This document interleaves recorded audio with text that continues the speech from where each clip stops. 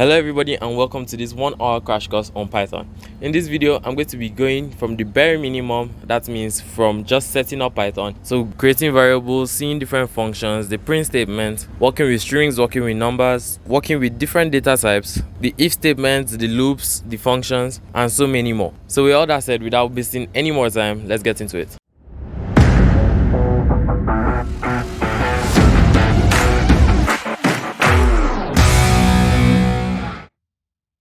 So in this tutorial, I'm not going to be answering what's a programming language, what is Python, and all those unnecessary stuff. So we're going to go straight to the point. First of all, first thing we need to do is we're going to get the requirements that we need. So go over here to your browser, go to jetbrains.com/python/download. So here you're going to see the professional version, community version, and we're going to download the community one because the professional one is paid for. So you just click that and hopefully it will start downloading, and we're just going to wait for it to finish there. So now, as you can see, that's downloaded. I'm going to just click that and show in folder. So this is the PyCharm here, and I didn't even tell you PyCharm is the IDE that we're going to be using to code. So you can basically use anything. You can use Notepad, Sublime Text, and many others. But for a beginner, PyCharm is actually the best. Personally, I like using VS Code. We're going to use PyCharm.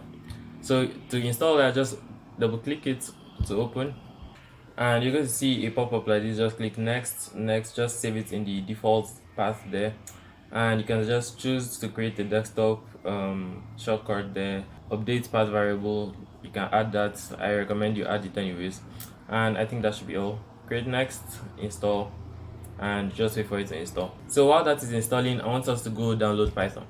So you're going to open a new tab and just go to python.org.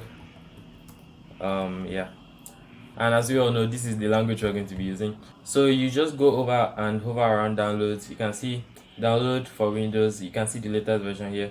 For this, I'm going to be using Python 3.10 because that's the latest one for now. I'll just click that to download. As you can see, it's done.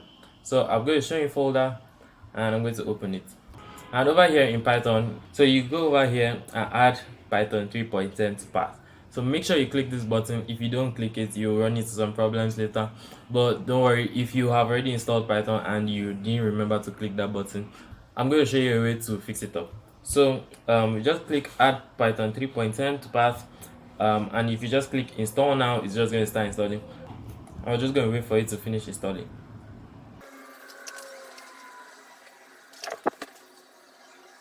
So with both of them installed, now we're going to check if our Python and everything is working.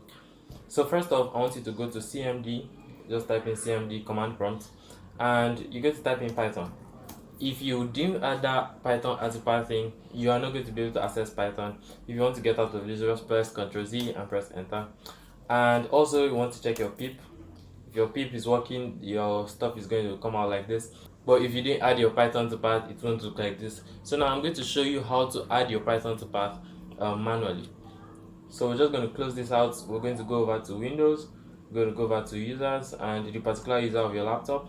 And over here, we're just going to do /appdata up here, and just make sure you have /appdata. It's actually a hidden folder, so you just press enter, go over to local, go over to programs. You're going to see Python, open Python 3.10. So if you're here, that means you have Python installed. So next thing you want to do is you want to go over to edit system variables. So as you can see, edit system environment variables. If you don't see this, I'm just going to see type env. Yeah, you're going to see edit environment variables for your account. If you see this one, click this one, but if you only see this one, click it. So I'm going to do this one. So as you can see here, I think, yeah, in our path, I'm just going to enlarge this a bit. You can see the path here. If you didn't add it to path, you won't have anything in here. So what I want you to do is, first off, go over to the script folder here. Go over here, click Ctrl C, copy that, click new, and you're going to paste it just like this, as you can see here. But I already have that, so I'm just going to delete it here. And also you want to add Python 3.10, so you go back to Python 3.10, you click this bar here, copy the path and add it there. If you press OK and you press OK on this one, hopefully if you do CMD again and you do Python, it's going to come out like this. So if you're here, you completely have Python installed. So next thing we're going to open now is PyCharm. So that's what we just installed. So just search for it, PyCharm Community Edition. As you can see, the first thing you just confirm and accept the agreements, all that stuff, and you just say don't send. And we're just going to load it up. As you can see, we have it open. So I'm going to add a new project, and over here you're going to see where you're going to save the project. So I'm going to save it in desktop and slash python. Even if you don't have that folder by default, PyCharm is going to create a folder for you. So for over here, new environment using, I'm going to just click virtual env. I don't want you to stress yourself about what virtual environments are and all that, so just leave it as virtual env and everything is going to work out smoothly. Anyways, if you want to change the location of your file, you can click that folder icon and just navigate to wherever you want to put it, I guess. Then the next thing you're going to see is base interpreter, and this is going to be your Python by default. If you have something like an invalid or something like this, I want to just say you can click these three buttons here, and that path where our Python is saved, you can just go over here, copy it, and paste it over here. Then you click python.exe and you press OK. But mine is already here, so I don't need to do all that. So that's all. You click create and it creates a virtual environment for you, and we have this preloaded boilerplate code, which we're not going to be using, so we get rid of all that. And right now you're going to create your first Python program. What we're going to be using here is called the print statement, and the print statement is basically going to output something to the console. That's all the print statement can do. So to do that, I'm just going to say print and put parentheses around it. Then you're going to put quotation marks, single or double, it doesn't matter. And here you're just going to say hello world. So hello world is the message I want to print. You can put anything in here for your testing purposes. So when you're done with that, click this this play icon here to run it. As you can see, hello world. You can just say hello world Davis dev and click run. You see that it outputs it to the console. In this series of tutorials, I'm going to be showing you how you can do things way more advanced than this, how you can do this automatically with somebody else's name and all that stuff. So if you like that, keep watching and I'll see you in the next one. So in this section, we're going to be talking about variables. So basically, variables are containers that hold data. So there are different types of data, or should I say data types. So first thing is the strings, which is just a group of characters. So anything that looks like a group of characters is a string. Things like descriptions, your name, almost anything that has letters in it is a string. So the next one is integers, which are just whole numbers. That's 1, 2, 3, 4 till infinity. Those are all integers. Then floats are decimal point numbers. So numbers like 1.0, 2.0, 3.1, 0.1, all those numbers are decimal numbers as long as it has a decimal point in it, also known as floats. So the next one is bool, and a boolean value is just basically a true or false value, which means it only has two sides, true or false.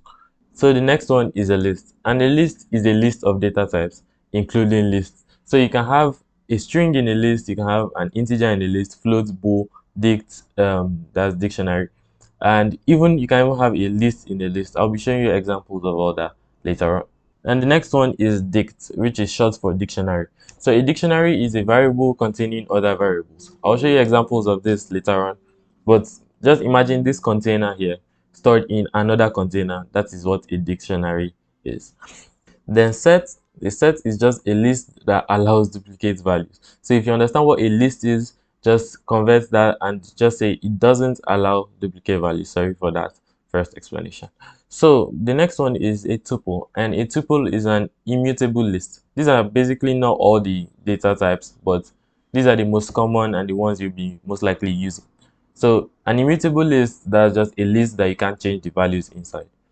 So we have other data types like complex numbers, frozen sets, etc. I don't want to go into all that in this series.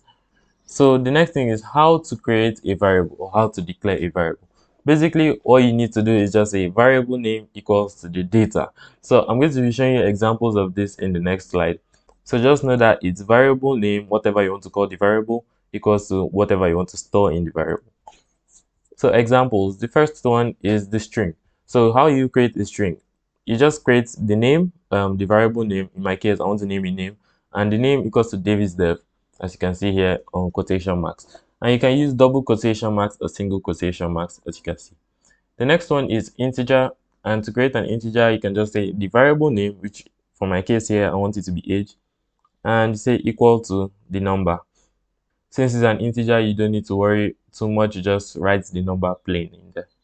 So for the float, as you can see here, I created a variable called price equals to 500.0. So this point is just making it a float. If you don't want to write it this way, you can say price equals to 5e2, which is just basically going to say 5 times 10 raised to the power 2. So it's just going to add two zeros to the back there. If you want it to be like a 0.05, you just say 5e minus 2. That's 5 times 10 raised to the power minus 2.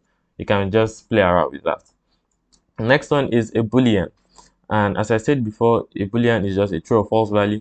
As you can see, it's on campus, it's studying equals to false, it's on campus equals to true. And this is just saying store this boolean inside this variable. You may see that this name is different from these other names I put up here because of the underscores, but it doesn't have any difference. Later on, I'll be showing you the correct ways to create variables and the wrong ways too. So another data type we have is a list, as I said before. So a list is a collection of other data types. As you can see, we have eat the breakfast in our to-dos list. So let's just say to-dos is a list, and we have eat the breakfast and go to school. So these are two data types, are two strings, and we all put them in one variable here. So we have square brackets at the edges to donate that they are lists. If you don't have these square brackets, it won't work. Basically, you have to put the square bracket. Then the next one is the dictionary. As I said, a dictionary is a variable with other variables inside it. So this variable person has name inside it and Davis dev inside that name. So person, if you want to access Davis dev, you're going to say person, get the person, and get the name. So this name here is a variable containing that has Davis dev inside it. Same for the age is a variable that the value is 21, and you don't assign the variables the way we do with normal equal to. You assign it with colons, and this may sound very hard and very complex, but later on you get the hang of it when we start coding in PyCharm. So I want to also show you the flexibility of lists. As you can see here in the dictionary, we have a list here called to dos, and it's also eat breakfast. But in a list, we can have different all types of data in a list. As you can see, this is a string, this is an integer, this is a dictionary. So we can have a dictionary inside the list, and also we can have another list inside the list and another list inside the list. So those are basically nested lists, but I won't call them that just so I won't confuse you. So as you can see here, we have an opening bracket for the list here, opening of this one, closing of this one, and closing of the general list. So basically that's how things work in Python. Also, I forgot to say, in dictionaries, you can have another dictionary inside another dictionary, which is crazy. We'll be doing all this in this series. So the next one is a tuple, and a tuple is an immutable list. As you can see, we declare it just similar to the way we declare lists, and the only difference is we use a rounded bracket instead of a square bracket. The last one that we're going to be explaining in this video is the set. So as I said, a set is a list that doesn't allow duplicate values. So as you can see here in this list we have inside here, we have 5 and 5 twice. But in a set, you can't have two the same values. It's not allowed in the set. So there is definitely more to sets than that. But to keep this simple, I'm just going to leave it at that. So just take a set as a list that doesn't have duplicate values, or rather cannot have duplicate values. So now we're going to talk about how we can name variables, because there are some ways you are supposed to name them and there are some ways you're not supposed to name them. So for the correct way, you can just type in the variable name and have capitals in the middle. As you can see here, we can just type it just like that straight up, and we can also type it with underscores. We can type it with capitals in the middle and also a number at the end. It's all allowed. And we can start a variable name with an underscore. But for the wrong way, we can't have full stops in the variable name. Whether it's in front, whether it's at the back, anywhere we can't have a full stop. Then we can't have a comma, we can't have a division sign, all those signs we can have them. We can have a greater than sign, all those signs. This one here with the comma works, but it's not an ideal way to name your variable. You can't name a one particular variable with this method. This is actually going to be two variables, and I'll just be explaining that in the later tutorials. But just not to confuse yourself, you shouldn't put commas in the middle of variable names. So the next one is we can put a dash, and basically Python is going to take this dash as a minus sign, and you cannot just name a variable by putting minus sign in middle, and you cannot have minus sign in the middle of two variable names. So the next one is we can start a variable with a number. So as you can see here, 2 is highlighted in red. So we can't say second variable name. You can use SEC but you can start a variable name with 2. So with all that said, I hope you guys have a foundation in this. So we're going to go into PyCharm now and do some coding. So over here on my laptop, I already have some pre-typed variables that I created, and that's just from the example shown in the previous one. So here we have name, Davis Dev, we've seen this, and we have age, price, my list, dictionary. So if you notice in this my list, this is sorry, this is a float.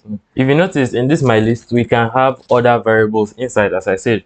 So we can have Davis Dev 21 and price. So as I said before, a variable is a container, so you can basically use that container in different places of code. Remember in the previous one when we created a print statement, and the print is just going to output something to the console. So if I run this now, you can see it's going to have Davis Dev 21, that's age, price 500.0, and all these different variables. As you see the way I'm printing these here, it's having a space in the middle before it starts another one, and that's just because of this comma here. If we don't have this comma, it's not going to keep space, and if you don't have this comma, it's going to have an error, as you're going to see here. So they say something is expected. I want to recommend that you always look at these errors, because it shows you what is wrong and what is not, and if you don't, you can easily just get annoyed and pissed off with programming. So you should always look at these errors. Even if you don't see them here, when you run them, you're going to see invalid syntax. Perhaps you forgot a comma. They're even telling you exactly what you forgot, which is a comma. So I wanted to also show you a real world example of a dictionary. As I said, a dictionary is a variable inside another variable. So we have a variable here, greeting, and we have this list here. So this greeting is mapped to this list. So if you want to get that greeting over here, I'm just going to do it right now. So you can say print dictionary, and you're going to use this square brackets. This square bracket is what you're going to use to get the variable. So now here the variable is called greeting, so I'm just going to copy that and paste it in here. Note that if I paste it, you're going to see a red line under, and it's going to show me unresolved reference greeting. So you have to be in a string form.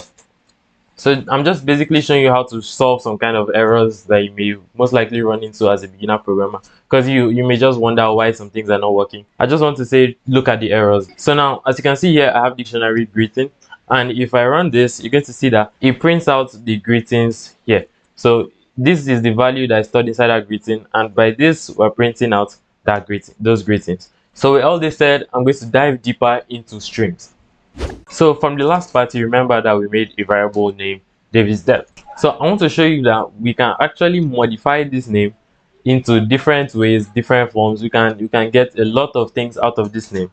So to do that, I'm just going to do a simple print statement, and I'm going to just say name dot, and over here you can see all the functions that you are able to carry out with this name variable. So you can do name dot upper, and if you run this, you just change it to uppercase, as you can see Davis Dev. And you can say the name dot the lower, you just change it to lowercase. There are a lot of things we can do here, but we're only going to be doing just a few. So you can do name dot replace, and over here you're going to pass in the old string you want to replace. In my case, what if I don't want to I want to remove dev, and I'll just say that's the old string I want to replace. Then I want to replace that with Python.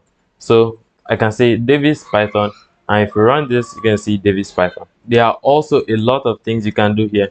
I just recommend you just go through them and see what you need, but there are actually some that are really complicated and really annoying. But anyways, you can have like the ends with, and we're just going to try it out. And the ends with is going to tell you, it's going to ask you, as you can see here, for a suffix.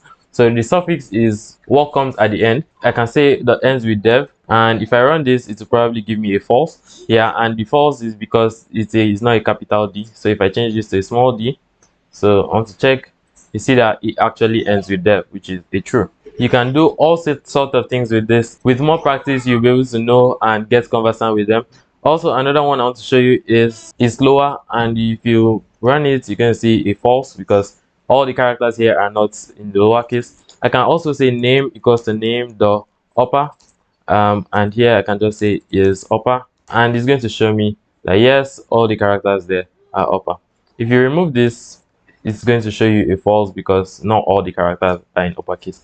There are many things you can do with strings, a lot, like a boatload. Even I don't know everything you can do with strings, but just to get around the basics and just know what to do when you need to. Also, I'm sorry, there's something I didn't mention earlier.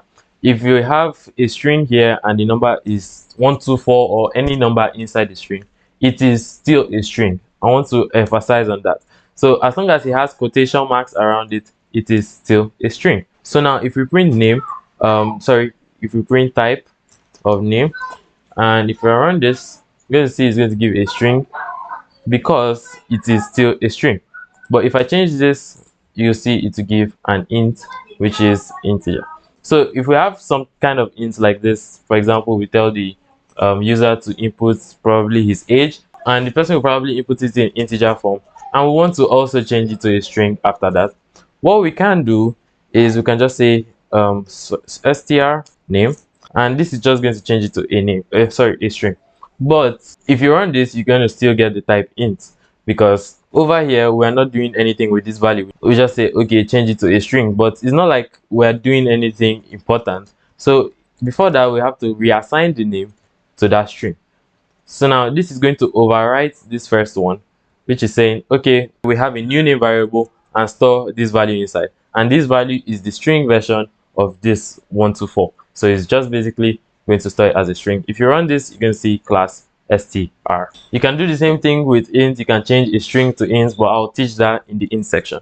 Anyways, there are other things you can do. I'm just going to go back to Davis dev here. So instead of printing the type, I just want to show you something called indexing. In programming in general, there's something called indexing, and in Python, each string has its index. So the numbering starts from 0, 1, 2, 3, 4, 5 until the end of the string. So in my case, there are 10 characters here.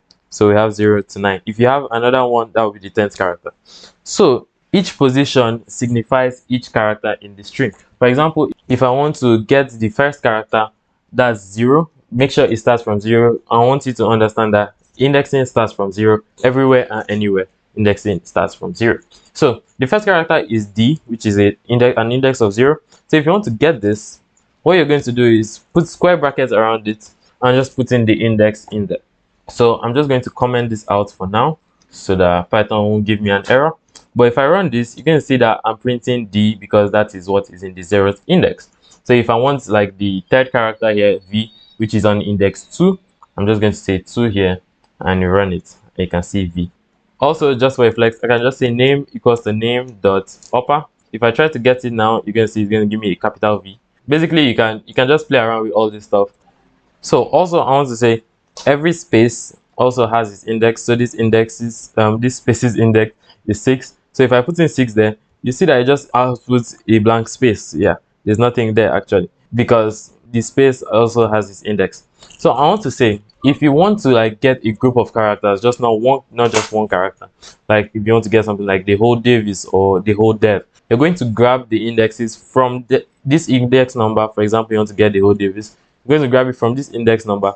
So after that number, let me just give you an example here. So if we want from D to S, we do 0:6. And I know you're saying no, we're meant to stop at 5 because that's where the S is, but Python actually ignores that last character. So now it's going to grab from 0 from the 0th index to the 5th index, ignoring the 6th one. So if we run this, we're going to see that it prints out the whole Davis. If you doubting, you can just go ahead and try out 5, but I'm not going to try it out in this tutorial.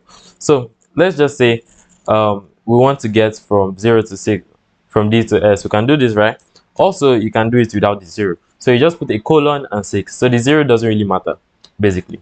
As you can see, it outputs it really nicely. Also, for example, if you want to get like from E to the end, E is what I think is 4 here. So I'm going to do a 4 to a -1. And this is going to get from E to E. So it's going to ignore -1, which is V.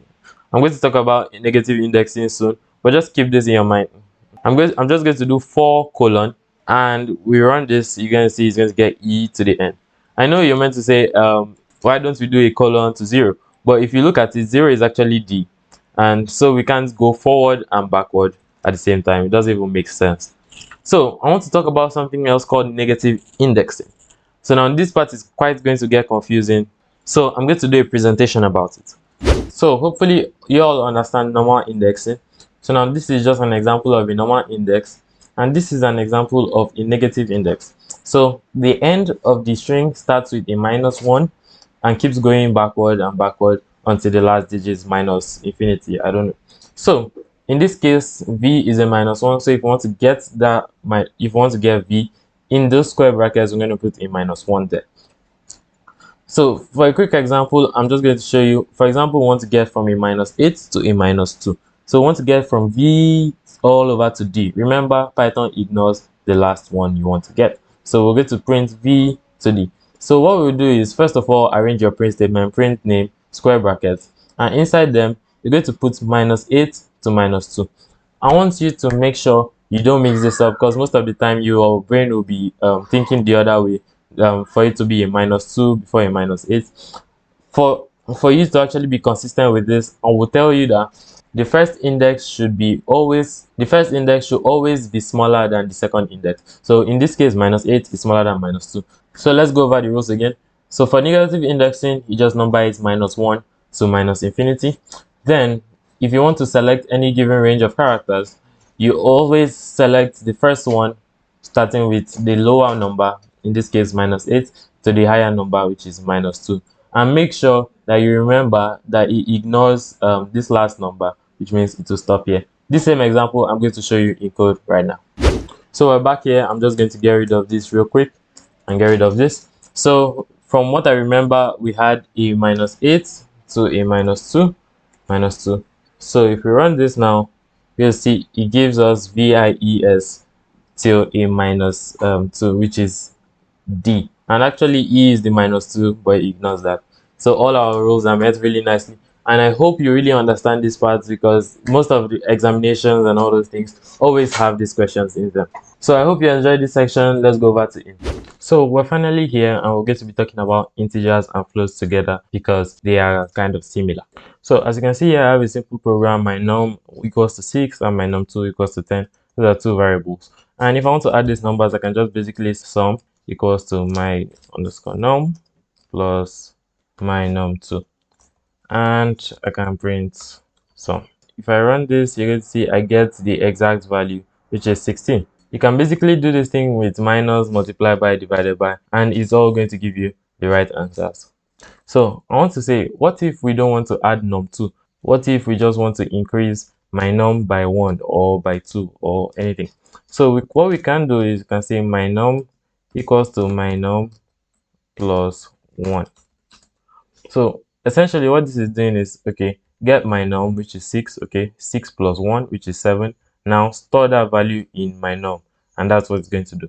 So here I can just print my num and run this. You're going to see I have a 7. So an easier and faster way to do this is my num plus equals to 1.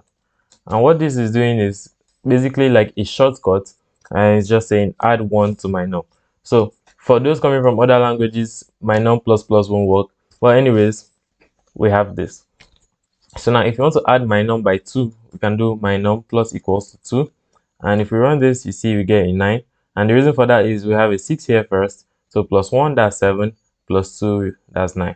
Also, you can do this thing with any of these values. I'm just going to get rid of that line. And I can do a minus equals to 2. And you can see we get a 4. I can do divided by equal to, which is just going to say divided by. And we have a 3.0. And you find out that this is not actually giving you an integer, it's giving you a float. And I'm going to explain that in a second. So regarding this dividing and getting a float matter, I want to just tell you that everything, a plus, a minus, and a multiplication sign, when you use these, they are going to give you an integer. Like that's when you use like an integer with an integer. That's what I'm trying to say. But the other one, divided by, doesn't follow that rule, which means even if you have something like 6 divided by 2, the answer is clearly 4, not 4.0, but it's going to give you a 4.0 because it's dividing. I don't know why. Anyways, that aside, you can go around and play with that by yourself. So I want to show you how to like raise numbers to powers, like for example 2 raised power 5 or 7 raised power 10 and all that. So what you can do, I'm just going to get rid of this in here so we can be faster. So right now, if I want to do something like 4 raised power 3, what I can do is 4 times 3. And this is just saying raise 4 by 3. I think the answer here should be, I think 64. I think I'm correct. But essentially, that's how to raise numbers to power. You can play around with these numbers a bit so that you can get conversant with it. But just follow this exact rule. And I know you may say if you want to root a number, you can put divided by, but that is not the case. So divided by is going to floor the number after dividing the values. Wait a minute. First off, what is flooring a number? So if I have a number like 4.6 and they say I should floor this number, it means just chop off the decimal point. So if you floor this number now, the answer will be 4. Even if this is a 4.9, we don't round it, you just chop off the decimal point, leaving 4 there. So divided by is going to say 4 divided by 3, what's the answer? I think 1.3333, something like that. So now chop off that 0.3333 and we end up with a 1. So if I run this, you can see we end up with a 1. You can play around with these numbers as I usually say, but I'm just going to give you like a 7 or let's say an 8, and you see we get a 2 because when we divide 8 by 3, we have it 2 times, remainder 2, I guess. So we chop off that decimal point and we have a 2. And definitely if you put a plus plus here, it's just going to do something like 8 plus 3. So if you run this, you may see the answer will be 11. It's not like it's doing anything special. This is just what it's taking it to look like. So we have 8 plus 3 and it's just, and that is that. You can also do this with a minus minus. You also get to get 11 because if you put this in brackets, you're going to see we have minus times minus, which is plus. If I just run this, you're going to see the answer there, 11. So minus times minus is plus, and you just get the answer there. Anyways, that aside, there are 2 more things I want to show you. One of them is to raise numbers to powers. Again, there's like another different method, and over here I can just print the number out. So what you can do is just do pow, POW, and you're going to write in the number, yeah, the base and the power. So we have like 4, for example 4, and the power we want to raise it to is 2. So if I run this, you see a 16 there. If I change this to 3, you should see a 64 there.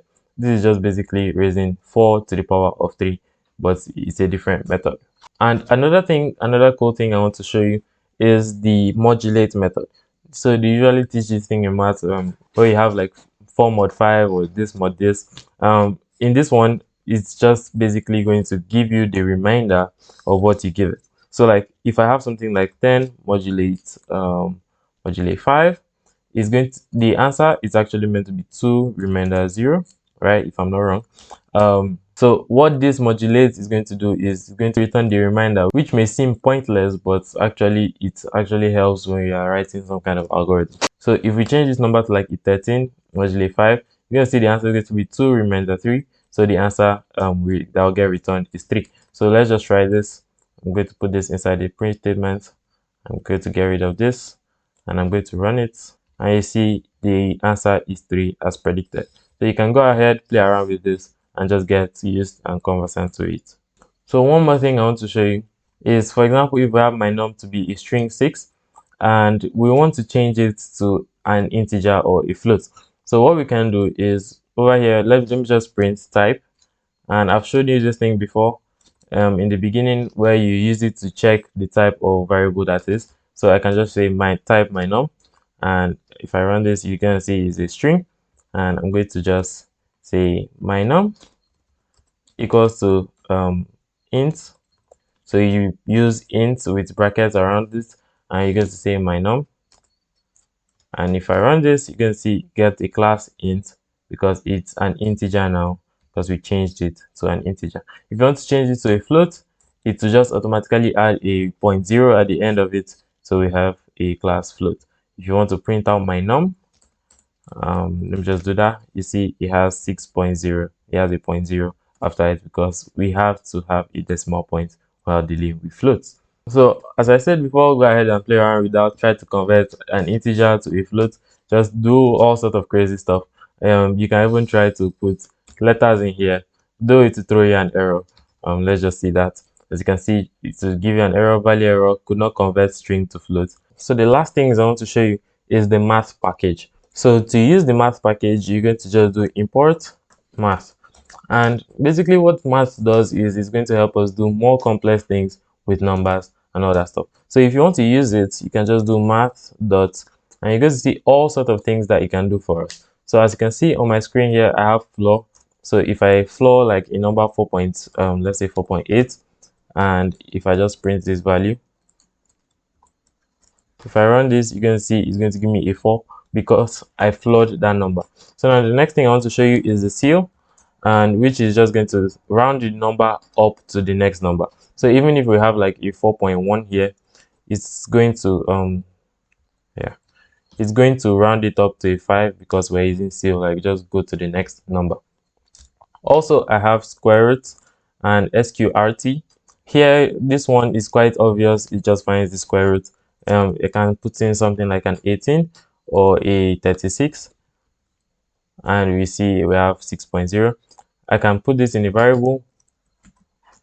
I can just name it root equals to that, and I can just say root, sorry, math, yeah, root equals to math the floor root. So instead of me getting a 6.0, I'm going to get a 6. So if I run this, okay, I didn't get that right here because I'm not printing root. So we have 6 in here. So as I usually say, go ahead, play with that. You won't understand or you won't remember all these things if you don't play with them. So just feel free. Your laptop isn't going to catch fire or something. Just and also I recommend you check the other functions here by math. As you can see, cos, sine, a cos, or many things, degrees, and they are almost infinite. So as you can see here, down here we even have factorial. So you can just go ahead and play with all these things. And hopefully I'm done. In the next one, I'm going to be teaching you about lists. So stay tuned because I'll see you there. So right now we're going to be talking about lists. So as you can see here, I have a simple list. Let's just say departments, probably like the people in my department, and then just say Davis, John, Michael, and Jerry. Let's just assume all these people are in that department. So now I can print department. As you can see, we have it printed down here. So like department follows the same indexing pattern as strings. So like let me just give this spaces.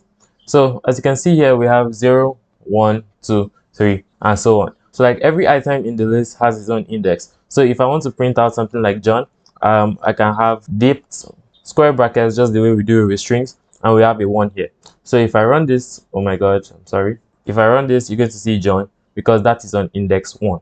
If you don't understand indexing, I recommend you go back earlier to this tutorial. You're going to see where I talked about indexing in this section where I talked about strings. So anyways, we have index 1 to be John. So for example, this index 1 is actually a string. So if we want to get like the last 2 letters of his name, that kind of thing, what we're going to do is, since we know that this one here denotes John, then the next thing we do is another square bracket beside it, and we're like -2 colon, which is just going to say, okay, -1 -2 gets from H to the end. So if we run this, you can see we have HN. So basically, you can be very flexible with these things. I just recommend you just play around with them, and not only what I'm showing you here, and many other things that you can find out.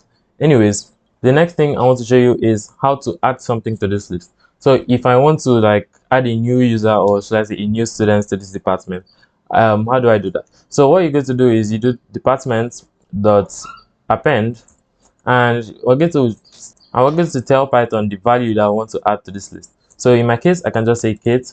Let's just say Kate is a new student or something. Then if I go down here and print department, get that right, department, and if I run this, good to see we have Jerry Kate at the end. So Kate got added to this department. And I know you may be saying, why don't we do department here equals to department dot append?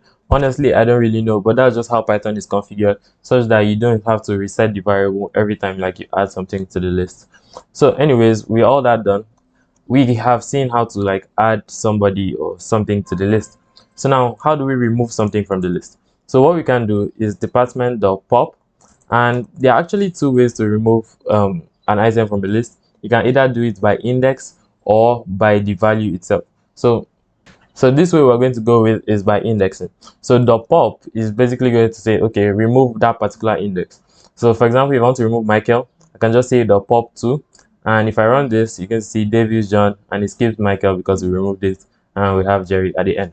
So also, contrary to that, if we want to remove like the last element of the list, we can just do the pop without anything inside, and if we run this, you just see that it removes Jerry from the list. That aside, so I want to show you about the second way to remove items from a list. So for example, I have like 100 items in my list, and probably John is probably like the 80th item. I don't even know the index. So what I can do is I can just say the remove, and in the parentheses here, I'm just going to say John. If I run this, you get to see that we remove John from the list, even without telling it where exactly John is. So there are actually many things you can do with lists. I'm not going to be going through all of them. I'm just going to go through a few. So something I want to point out is, for example, we have, let's say we have Michael and we have Michael again. So let's say Michael has a namesake in the class and we want to remove Michael. So what Michael are we going to remove? Python by default is going to remove the first occurrence. So I can just say Michael, and if I run this, you get to see that it skips the first Michael and gives us the last Michael here.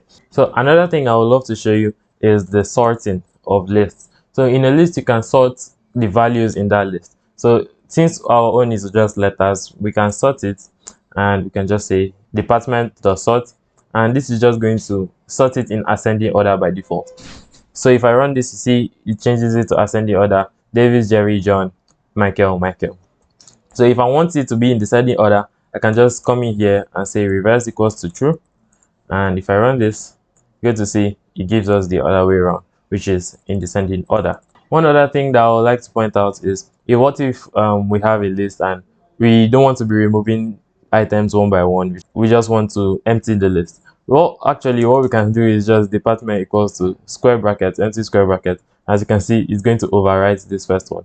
But alternatively, you can just say department.clear, and if I run this, you see that it does exactly the same thing, removes everything from the list. So there are many other functions you can deal with. You can see the count. This is just going to give you how many times one particular occurrence is in the list. So if we just use this and just put in Michael here, and if I run this, you get to see that Michael, oh my gosh, sorry, this one is actually supposed to be in here. So print department.counts Michael, so it's going to give us a 0 for some reason. Oh yeah, I got a typo there, Michael. And if I run this again, you can see it too, because Michael occurs 2 times. As I said, there are many other things you're going to use, or you can use with this. I'm not going to be going through all of them. And the last one I'm going to touch for this tutorial is the extend. I'm actually going to just remove this from here. So if I have like 2 lists, let's just say department and department 2 equals to, and here let's just say we have Joseph, and over here if I want to like add this particular list to the end of this list, all I can do is just say department.depth.extend department 2, and if I run this, you get to see, oh my god, sorry, we have to print department again. So if I run it, you're going to see that we have Joseph at the end. So the extend is basically taking 2 lists and meshing them together. This same thing can also be done by, if I just remove this, I can just say department 1, yeah, department plus department 2. But this won't do anything, it's just add it and leave it dormant. So I can just say department equals to department 1 plus department 2. So if I run it, you're going to see it does exactly the same thing as the extend. And remember that thing I showed you with integers, where we can do like numbers plus equals 1? Basically, we can also do it here. So we can say department plus equals department 2. So it's just add it to the back there. It's just basically the same thing. So all that done, I think we should be done with this. Next one is dictionaries, and I'll see you there. So here we are again, and we're going to be talking about dictionaries in this one. So I created a simple dictionary here called department, just like our last list tutorial. As you can see here, we have some numbers. You see 2201, 2202, 2203, 2204. So I'm just assuming that those are ID numbers of these students. So this student is Davis, this one is John, Michael, and all this. Just know that these values are not fixed. You can just change this to anything and you can just play around with it. Anyways, so for this example, I'm going to have this, and if I want to print one of them, let's just try that. So if I want to get probably Michael, I've showed this before, but I'm going to show it again. I'm going to do dipped like department, square brackets, and I'm going to pass in the key of Michael. So that's 222203. So now each value in every dictionary has a key. So now this key is like the second variable I told you. Remember when I said dictionaries are basically a variable that has variables inside? Yes, this variable inside here, 2201, is called a key. So if I want to access Davis, I'm going to do 2201. And if I just run this, hopefully you're going to see Davis, oh sorry, Michael down here because it's 2203. So now this is just the tip of what you can do with dictionaries. Dictionaries are completely vast and it's just really nice to use. So for example, let's say Jerry drops out of school and he's no longer in the department.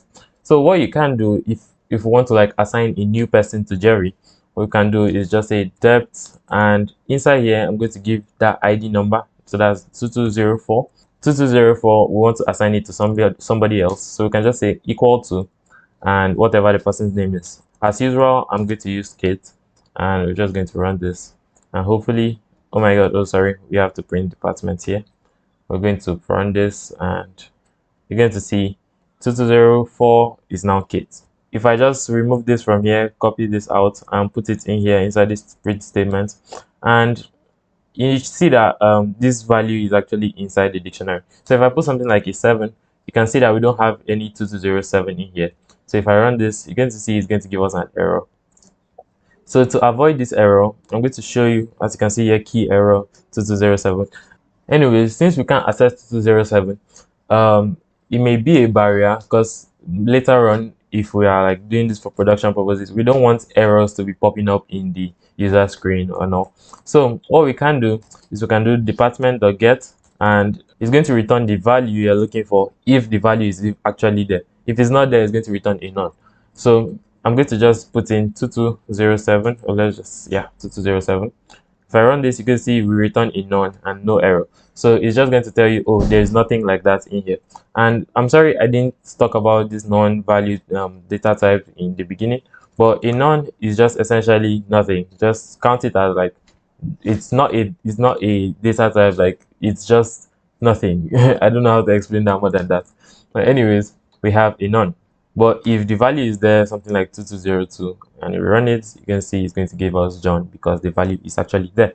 There are many other things you can do, as I usually say. If you press a dot, you're going to see mostly everything you can do. You can see the pop key, and pop basically you just passing the key you want to pop out, like the key you want to remove. So you can just say 2203, 2203, and if I hit shift F5, you see it prints Michael, but it actually removed it from the list. So sorry, from the dictionary. So if I put this here and I just print out department again, shift F5, you can see Michael is no longer present in here because we popped it out. If you want to get the person you actually popped, you can just say person equals to this, and you can just say department comma no longer has comma person. So if I run this, you can see this department no longer has Michael. I recommend you just play around with all this.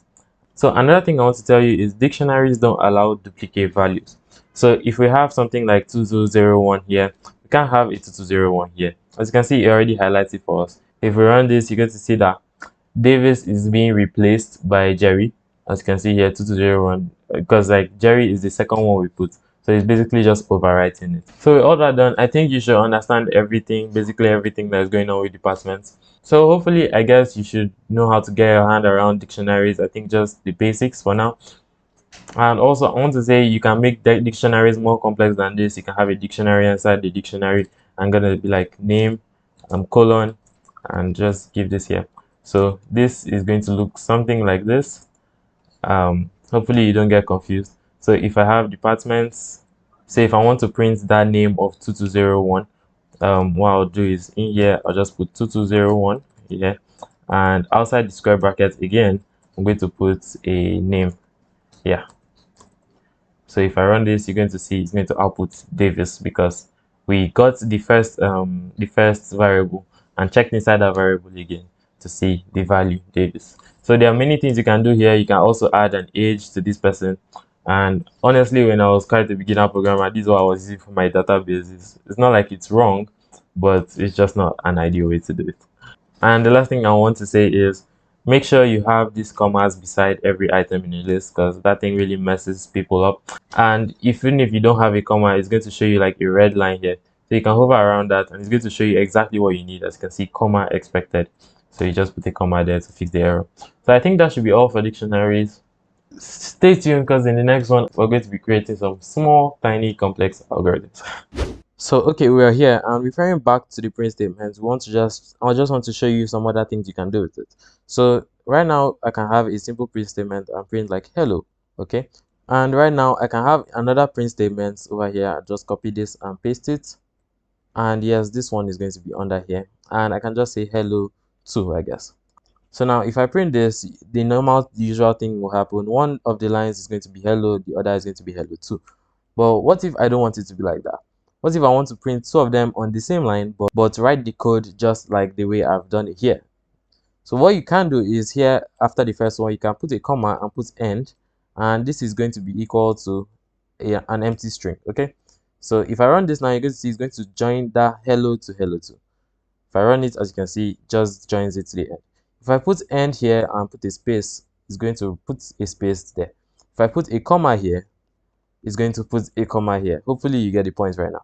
So now essentially what exactly is happening? Why is this thing like this? The thing is, by default, the end variable inside the print statement, we're always going to functions later on, but just understand what I'm saying.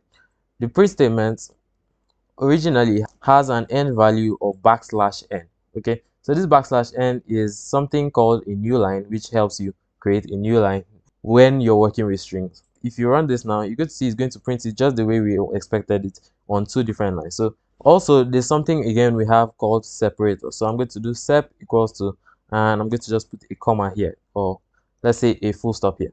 So now if I run this, nothing is actually going to happen. It's just going to be the way we did it before, and I'm just going to get rid of this. Okay, so I know originally you have been seeing me do some kind of things like after typing hello here, I'm going to put a quotation marks and say hello world, I guess. You know that this comma is going to help us add a space there when we are trying to print this. Okay, so if I run this now, it's going to add a dot. Why? Because I changed the separator value.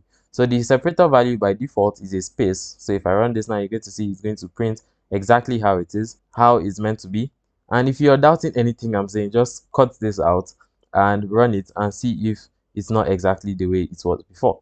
So hopefully you get the point. Now we can have some separators, and every value that we have here will be separated by that exact separator that we set. So I can say hello world div is dev, and if I run this, I'm going to change the separator to something like a dot or a comma, I guess. If I run this now, you're going to see hello world div is dev, because the separator is a comma. Anyways, hopefully you get the points. That's a simple overview of the print statement, and I'll see you in the next one. So in this one, I'm just going to go over the things you must know, or slightly you should know, before you continue coding in Python. The first one is the input statement, and the input statement just allows the user to put in something into the program. So to create an input statement, you just put input and a string, or you can just leave it blank. So if I run this, you're going to see that you don't see that code exited stuff that always comes out, because the program is waiting for us to input the string. So I can just say hello, and if I press enter, nothing happens because we haven't actually set anything to happen. If you want some kind of free message before like the input statement, I can just be like enter your name, and whatever you put in here is going to be shown to the user before the input. So I'm just going to put mine like this: enter your name, colon, and the space, so that as you can see we have enter your name, and it's actually waiting for us to enter our name. So we can say Davis, but nothing still happens because we haven't actually said anything to happen. So we can store this in a variable called name equals to. So now when the user enters the name, we can say name. So after this, we can just do print hello, comma, name. And if I run this, you can see enter your name, Davis, and you can see hello, Davis. And this is just a very simple way to collect inputs from users. So for example, what if I wanted to collect like an age? So I can just say enter your age.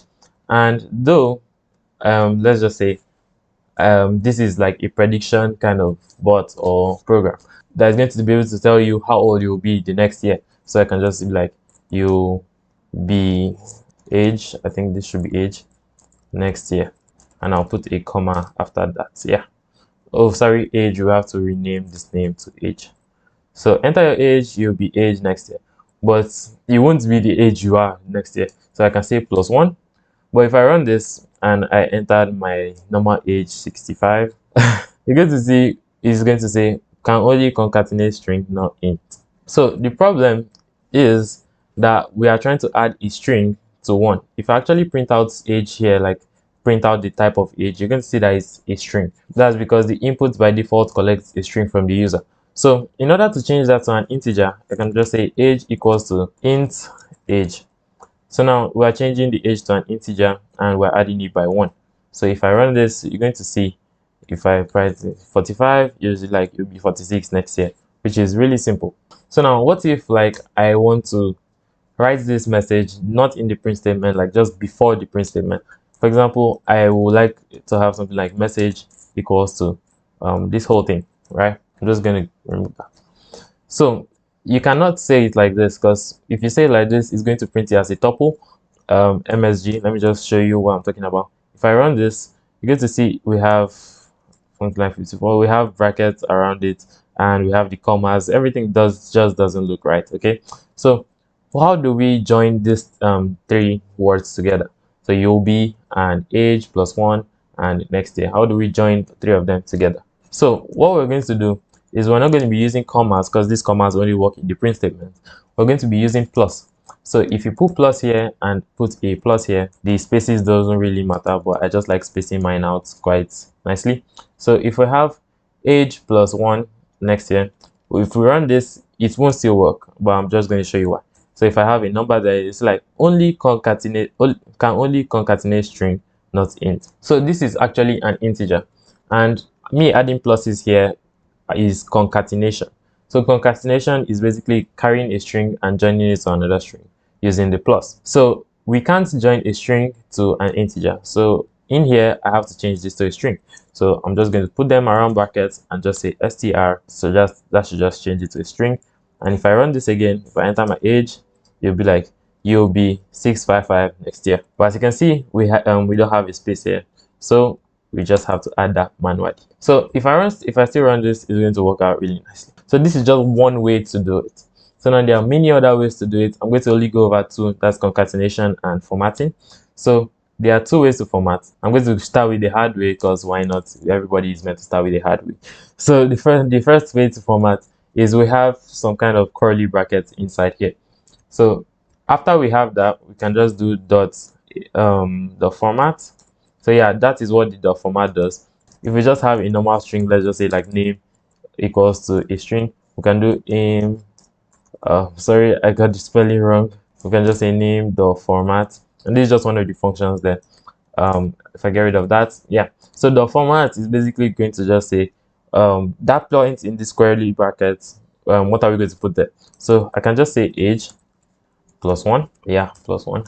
If I run this, you're going to see, if I just type in 4, you'll be 5 next year, which means this the format got this particular place where I put these curly brackets and filled it in for me. So I cannot, it's not only one curly brackets I can have 2. So I can just say and be another set of curly brackets upper year. So after this, I can put a comma and just say age +2.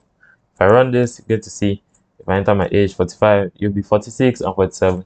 That's just because this dot format got these curly brackets. So the other easier way, I said that is easier to do, you're just going to get rid of all this, and in front of where you're making the string, just put an F there.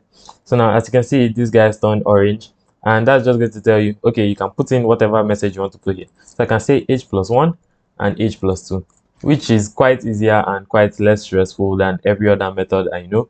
So if you run this, you get exactly the same output. You can just put in a number, and here we are. So that's basically all. So now the next thing I want to show you is the \n and \t and \b and \/ quarter. So I'm going to just go with our example string here. And what if we let's say we want to break this line here? So you say we want to say you'll be next year, you'll be that age next year. Then instead of saying and, we just put a capital AND, and we want to move this one to the next line, you get. So what we're going to do is we're going to use the \n. So I want you to set your keyboard for the key that looks like this, and which is just the backslash. The normal one is actually a forward slash, looks like this, but the backslash is different. So when you do backslash n, it's just going to say, okay, print this in the new line. So if I run this and I have like 54, you'll be 55, and it gives us a new line. What if I want to put this guy in quotation marks? I know you may say you can just put it like this, but if you notice, it already gives us an error because Python is going to automatically close this string and start another string here, which is not what we want. Okay, so to put a quotation mark in there, you're going to use backslash and that quotation mark. So this is just going to tell Python, okay, ignore this quotation mark we're about to put here, and we can just put that like this. If I run it, can give it a number 6, you'll be 7 next year, and quotation marks, you'll be 8. Most of the time, what people do to get away with that is they're just going to use the opposite type of quotation marks that they used earlier, because Python is not going to think you're going to close it in this case. So one of the last things I want to show you about strings is how to create a multi-line string. So you saw that we had to put a backslash n here. So what if you don't want to put a backslash n? Like, why can't you just tab enter? So this is one of the ways PyCharm automatically does this for you. So we have an f string here, and we put a backslash. After we close that string, we press an enter, and we have another string, as you can see, and that upper here. If you run this, it's still going to join the two of them in one line, but that's not what we want. We want a situation whereby we don't want to add backslash n, but we want it to print in a new line. So what we're going to do is we're going to use the triple quotation marks. So as you can see, we have triple quotation marks here, and 1, 2, 3 here. I'm going to just get rid of this one because it's not necessary anymore. So now, as you can see, it allows us to create a multi-line string. So now if I can remove this f in front of it actually, but I can still leave it there if I want. So if I run this, you're going to see it's going to print it in a new line for us. You'll be 6 and 7 up here, because multi-line string follows it exactly the way you keep it. So this may actually be a lot to wrap your head around about the first time, but later on, when you just start implementing it, when you start using it, to just become a part of you, which will make it easier. So hello there, and this part isn't even supposed to be a part of this tutorial, but I just want to share it with you guys. So we're going back to working with integers, okay? And for example, I have a variable called integer, and this is going to be equal to like 100 million, I guess. So if I print this out, you guessed it, it's going to print the 100 million just like that. Let me just try this. Yep, and you see it out there. So this is quite hard to read. If you just see it at first, you're going to think it's like I don't know, I don't even know if this is actually 100 million. So what you can do essentially is that in the middle you can put underscores. Okay, so yeah, I actually got it right. This is 100 million. So you can put these underscores and run it, and you still get the normal 100 million. But this is still quite not readable here from the user, but it's readable for the developer. So to make it readable for the user, I'm going to just put this in a string, and yeah, I'm going to use the f string again, and here I'm going to put in some curly brackets. So after the curly brackets, I'm going to put a colon and a comma. So essentially what this is telling Python is that after every digit, after every 3 digits, or basically just format it the way we have done it here. So as you can see, we have formatted it to be 100 million clearly. Also, even if you don't put these underscores in here, so even if you remove them, you can run this now and you're going to still see 100 million quite nicely. If you want to change the separator, you can just put like an underscore, and if you run this, you should see it's separated by underscores. If you try to use a dot, it won't work for some reason. So if you have reached this part of the video, I want to tell you a special thank you, and please hit the like button. So in this one, we're going to be going back to assigning variables. Okay, so now up here you can see you have a, b, c, and they are all equal to 5, right? Just doing a equals to b equals to c equals to 5, right? And here we can print out ABC, right? And down here we have another type of format. Instead of using the equal to, we can use the commas, but this is quite different. So you may be saying, like, what is the difference? So first of all, let's just run this and see what it gives us. As you can see, we have up here, first of all, we have the error, and second of all, we have what was printed up here. For some reason, I don't know why the error is coming before the actual code, but okay. So we have our 555 printed, and you can see cannot unpack non-iteratable. So what exactly is unpacking? Okay, so now if we have a tuple is basically an immutable list, as I've said before. So we have 1, 2, 3. Yes, now we can unpack this tuple and give each of the indexes a value. So I can give this a, I can give this b, and I can give this C. So that is essentially what is unpacking a tuple. So when they say unpack, just try to think about it this way, that you're giving each element or each item inside this tuple or inside this dictionary, inside this array, whatever, you're giving it to a particular variable. So now, as you can see here, we have EFG equals to 1. So instead of 1, we can have 1, 2, 3, right? And essentially what this is doing is, first of all, this is a tuple. It may be hard to look at and notice, but if you just put this in brackets, it becomes very obvious. And now if I run this, you're going to see we're going to get everything looking nicely because we have 1, 2, 3, and they are all in this tuple. So I can actually remove these brackets and it's still a tuple. Okay, so I think that is what people don't really understand about this unpacking thing. If you have like one value here, like e equals to 1, 2, 3, I'm just going to remove this. It's going to print out a tuple if we try to print e. So look at it here. It's going to print out a whole tuple because we are not unpacking this thing into anywhere. If you put e comma c, okay, you can come here and do comma c. If you try to run this, you're going to see that it's going to also give us an error again. Say too many values to unpack. You can't unpack it this way.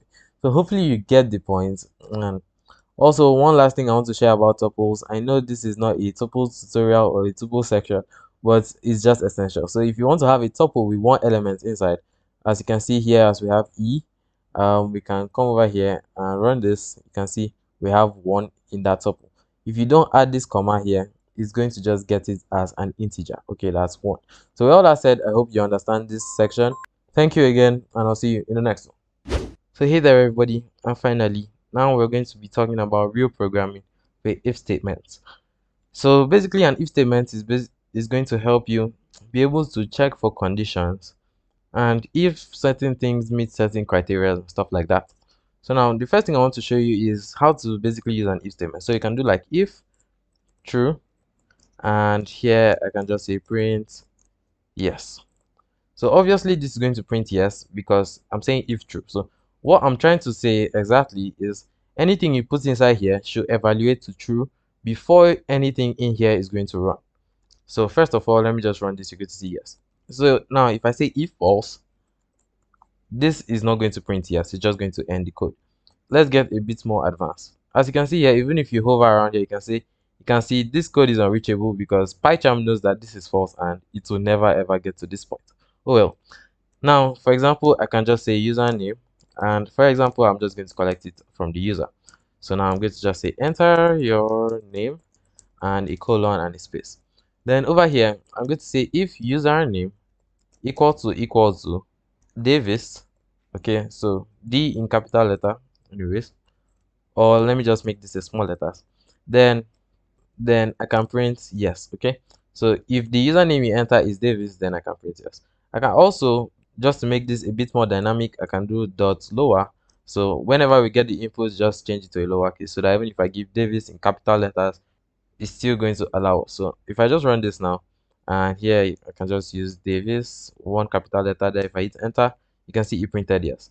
The reason for that is because the username here is equal to Davis. So remember, this is equal to, not just one equal to. One equal to is not going to work. As you can see, we have an error. So now, remember when I said whatever is inside here has to evaluate is true? Yes, that's what I'm going to talk about now. So now you can see username equal to Davis. Is the username equal to Davis? Anytime you have a an if function, or sorry, an if statement, I want you to try and understand the code. Okay, so first of all, whatever you're putting in here has to be true before whatever is down here will run. So now let's change this. Okay, so I can just say enter your name, the lower yes, and I can say if len of the username, that's the length of the username, is, let's say, less than, I think, 5, then we can print username to short. So that's quite nice. If I run this now and I put something like DAV, as you can see, we have username too short. But if I print something like DAVIES, you can see it doesn't print out anything. So yes, it doesn't print out anything. But what if we wanted to print out something? We can use the else statement. As you can see, we just have an else statement and a colon. I recommend you follow exactly what I'm doing here. These colons are very important.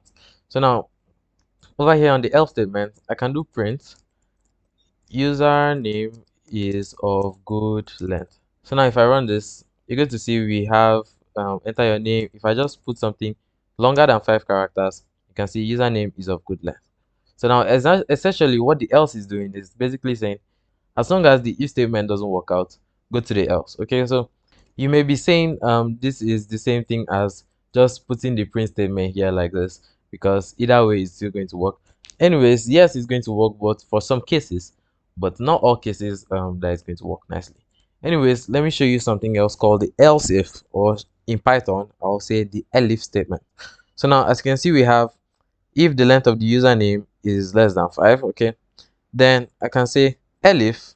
So elif is basically saying if this part, if this condition is not met, go to the next one. Okay, so I can say print, sorry, elif length of username is, I think, greater than 10, then I think is equal to 5, and I can just print username is 5 cars. Okay, just like 5 characters.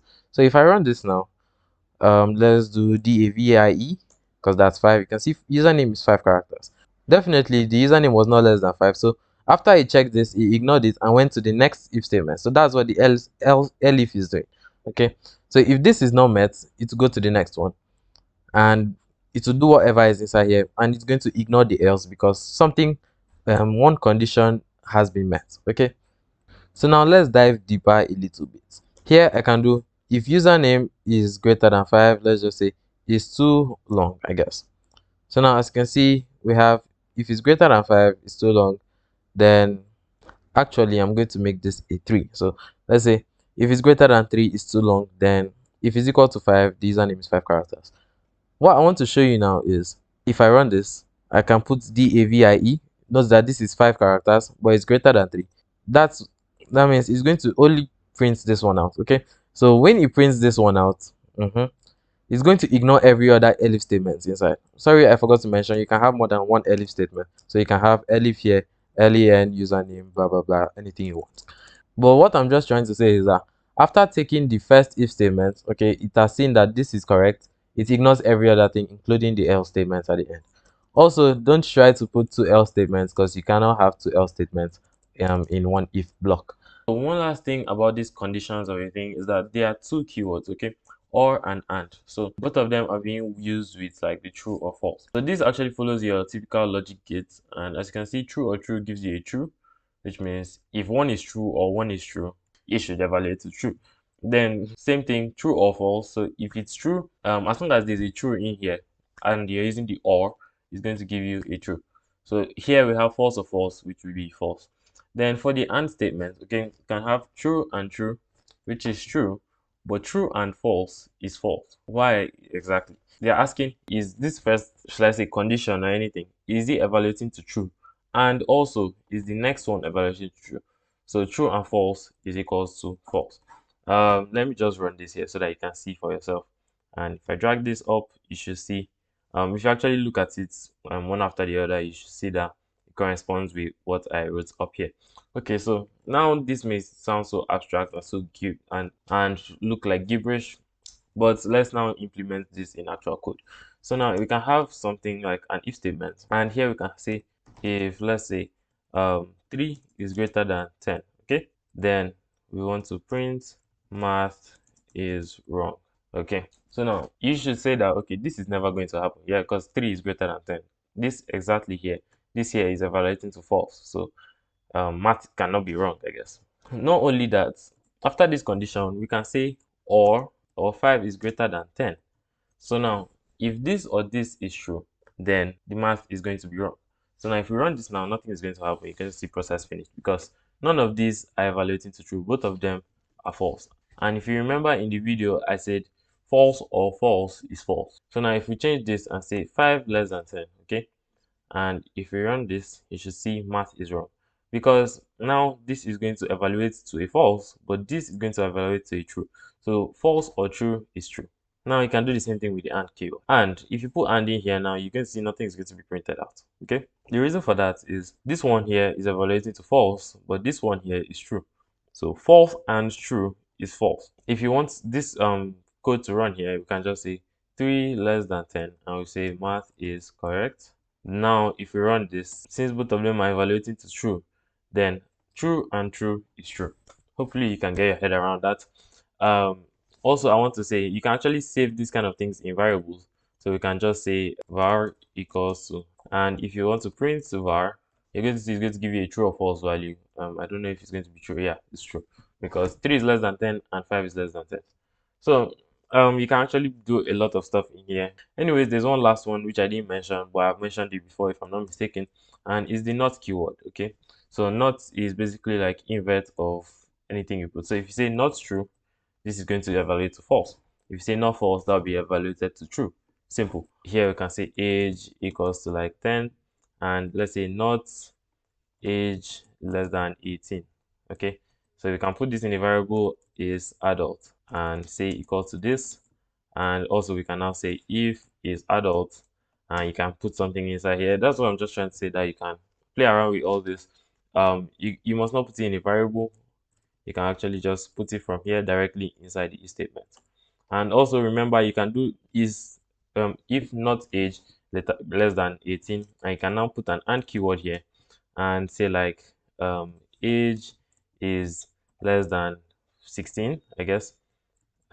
Then you can put something inside here, play around with it and see if it's actually going to happen rationally. I'm not sure. I think this not is going to cover for just not age less than 18. So if this is evaluated to a true, it's turned to a false, and you say false and whatever this is, whether a true or a false. So with all that said, this is actually a crucial concept and you need to understand it. So let's go on to the next one. Right now, we're going to be talking about the loops, okay? Specifically, the while loop and the for loop. So essentially, what a loop does is it's kind of makes one particular thing to be recursive. So the while loop, just like the if statements, is created like this. So I'm just going to create something like this, and here I'm going to say while true, okay? So while true, username equals to inputs, blah blah blah. The while loop is only going to be run when anything inside here is evaluated to true. So now I'm just going to run this, and as you can see, it's already true. So if I keep hitting enter, it's going to keep giving me enter your username forever. If you want to stop this, I think you can go over here and hit this stop button here. So yep, that should end it. So most of the time you may not be using while true like this, you'll be putting a condition inside it. But what I'm just saying is that that condition has to evaluate to true. If this is false, then it doesn't run anything, it just exits the code. So now I'm going to go up here, and actually here I'm going to put something like is underscore right underscore length, okay? And this is going to be equal to a false. Also, I'm going to do something like count, and this is going to be equal to a 0. You'll see why I'm doing all this in just a second. So now is right length is false. So I'm just going to put it there is right length. And instead of just putting is right length, I'm going to put not is right length. Sorry, not is right length. So not is right length, that's not false, which is true. Then while the username is not the right length, that's essentially what I want to say. I'm going to ask the user for another username. So I'm going to do is underscore right length is going to be equal to the length of the username and equal to 6. So for example, I want the username to be exactly 6 characters, or I can actually just say greater than 6. So its right length is going to be equal to a true or false value. So yeah, I know that may be hard to understand right now, but just think about it like this. I'm just surrounding this in brackets so that you understand. So you can see length of the username is greater than 6. So is the length of the username greater than 6? It's either give you a true or a false. So if it is greater than 6, then we are going to put a true inside this is right length, and it will come back here and say not is right length, which is not true, and not true is false, which breaks the loop. Hopefully you get the point. If you don't understand, rewind and hear me say that thing again. So I'm going to run this now. Hopefully I don't run into any errors. I can say DAV and it still gives me enter your name. I can say blah blah blah blah, and that just ends it because it's actually greater than 6 characters. Hopefully you get the point. Also in this while loop, I can do something like count plus equals to 1, and here I can just say print tries, and I'm going to put this in quotation marks, then put a colon, then comma count. So hopefully anytime we input a username is going to print something tries 1 tries 2, and if I just put a right amount of letters greater than, okay, yeah, it's not greater than, so I'm going to just do Davis D, and yeah, that ends it there. Hopefully you get the point of these while loops. I recommend you play around with it, and they are really, really powerful. So with all that said, let's go into the for loops. So we are here and we're going to talk about the for loops. So a for loop is a way to go through an array or an iteratable. Well, essentially, you can go through an array with a for loop. So now to create a for loop is not like a while loop or the others. It's going to have an array. As you can see, we have this my array here, and here I'm going to put in a variable. So I can put like for item, okay, or for I, or for whatever. It's all your choice. You are basically creating a variable at this point. So I can say for item in my array, okay. So for every item in this array, for example, I just want to print, let's say this is, then put a comma here and put item. Now, as I said before, this item is a variable that we created, and at every point in time, each element in this my array here is going to be equal to this item. I'm just going to run this so that I won't confuse you more than this. So as you can see, this is 1, this is 3, this is hello, and this is world. Essentially, what that has done is it went through this array. So the first time it went through it, item was equal to 1, so it says this is 1. Then it finishes and goes again and says item equals to 3, and it prints this is item 3, sorry, this is 3, and yes, again and again and again. So hopefully you get the general overview of a for loop.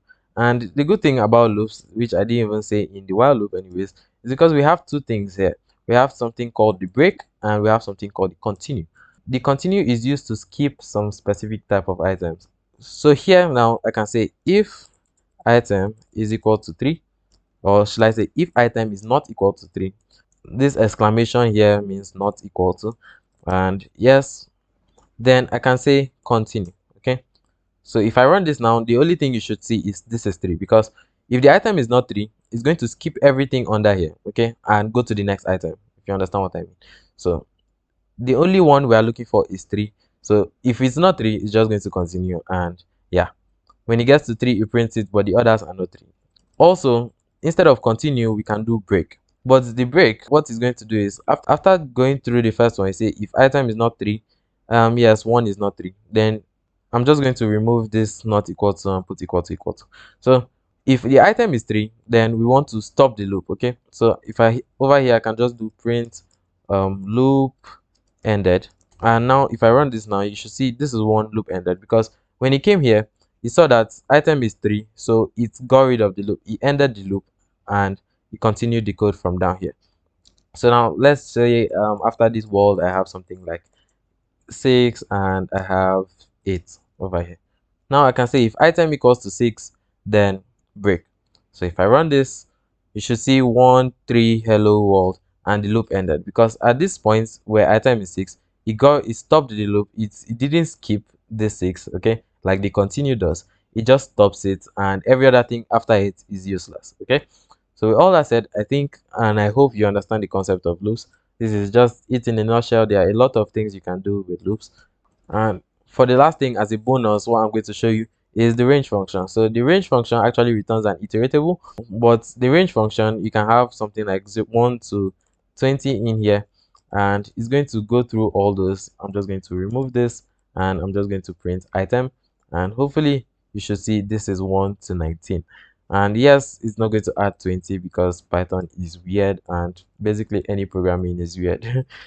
If you want this to start from 0 to 19, you can just get rid of that one, and you see 0 to 19. Also, if you want it to like skip one number, you can put a comma and put like 2. So it's going to skip 1 and put 0 to, it is basically just going to get like the even numbers from 0 to 20, if I'm not mistaken. So okay, yep, sorry about that. I have to put a starting index, which is 0, and I run this. You're going to see 0, 2, 4, 6, 8, 10, 12. So hello everybody, welcome again. In this one, we're going to be talking about functions. So functions are just basically a way to hold a chunk of your code. So most of the time, people really overlook these functions, especially beginners. They overcopy code, and in my opinion, that is just not a right way to do it. So let me give an example. So actually, to create a function is you're going to use the def keyword. This means define.